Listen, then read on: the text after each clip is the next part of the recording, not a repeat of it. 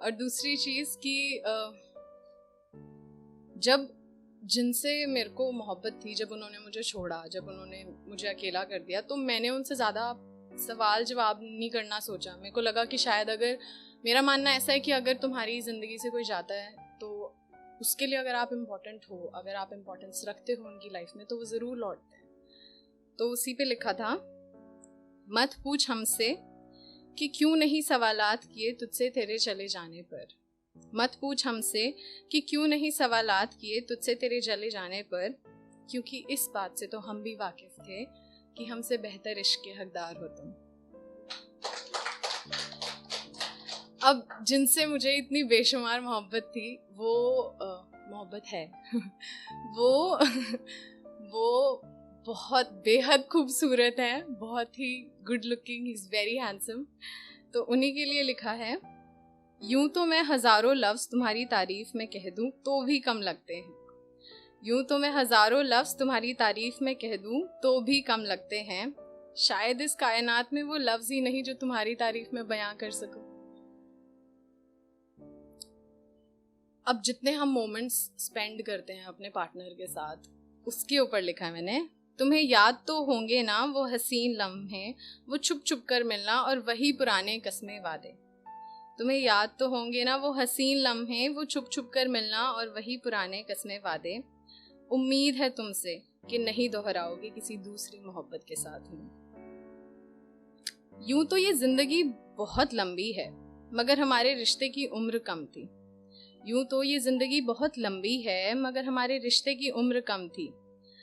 वो खूबसूरत दिन और वो हसीन रातें मत भूलना तुम कभी। नहीं थी खबर कि इश्क करना यूं भारी पड़ेगा, आधे रास्ते में ही साथ छोड़ना पड़ेगा। नहीं थी खबर कि इश्क करना यूं भारी पड़ेगा, आधे रास्ते में ही साथ छोड़ना पड़ेगा। ना चुनती इस मोहब्बत की राह को मैं, अगर खबर होती कि आखिर में इस टूटे दिल के सहारे जीना पड़ेगा। अब जिनके साथ मेरा ये रिश्ता था, वो उनके लिए शायद मैं उनकी पहली पार्टनर थी। तो उन्हीं के लिए लिखा है मैंने कि तुम्हारे पहले इश्क होने का मुझे बेहद गुरूर है, मगर मलाल भी बराबरी का है। तुम्हारे पहले इश्क होने का मुझे बेहद गुरूर है, मगर मलाल भी बराबरी का है। मगर किस्मत ने कुछ कम ही साथ दिया मेरा, वो पहला इश्क सच्चा जरूर होता है, मगर आखिरी हमेशा साथ रहता है।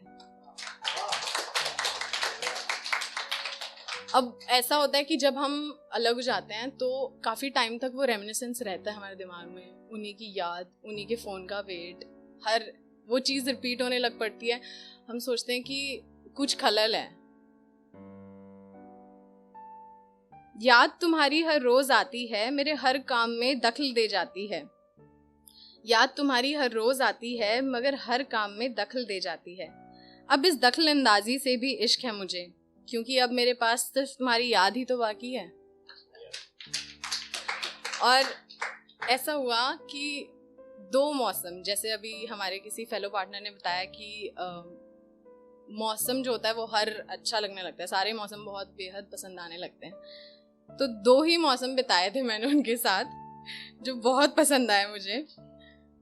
वो गर्मियाँ और वो बरसात, ये दो ही मौसम गुजारे थे साथ। अब तो हर मौसम बेरुखी का है, तुम जो नहीं हो पास। अब ऐसा होता है कि पता नहीं मेरे साथ ही है शायद, या आप सबके साथ है, कि बड़ा डर लगता है कोई दूसरी मोहब्बत हो गई तो।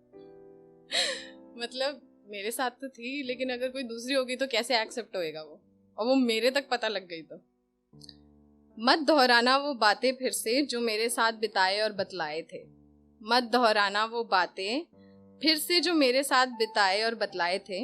एक नई आशिकी की शुरुआत करना, हम भी तो देखें और कितने शायर आएंगे। अब मूविंग ऑन की बात करती हूँ तो बड़ा मुश्किल दौर होता है ये, लेकिन फिर भी कहीं ना कहीं हमें शायद इस चीज़ को एक्सेप्ट करके, वो एक्सेप्टेंस रख के आगे बढ़ना ही पड़ता है। तो कुछ बातें तुम्हारी मुझे याद आती हैं, आंखों को मेरी नम कर जाती हैं। अपना हाल सुनाने को कोई है नहीं, बस चेहरे पर मुस्कान है और जिंदगी यूं ही आगे बढ़ जाती है। आखिर में ये कहूँगी, क्योंकि मेरे साथ ऐसा है, मेरे को लौटने का बड़ा इंतज़ार बड़ी उम्मीद रहती है, बड़ा लौटने का मेरे को होता है कि क्या पता आ जाए, क्या पता हो जाए कुछ। तो उन्हीं के लिए ये आखिरी शेर लिखा है मैंने। खुली हैं ये बाहें, लौट आना जब भी याद आए हमारी। खुली हैं ये बाहें, लौट आना जब भी याद आए हमारी। मत समझना गलत मुझे, मैं आज भी हूँ तुम्हारी। शुक्रिया।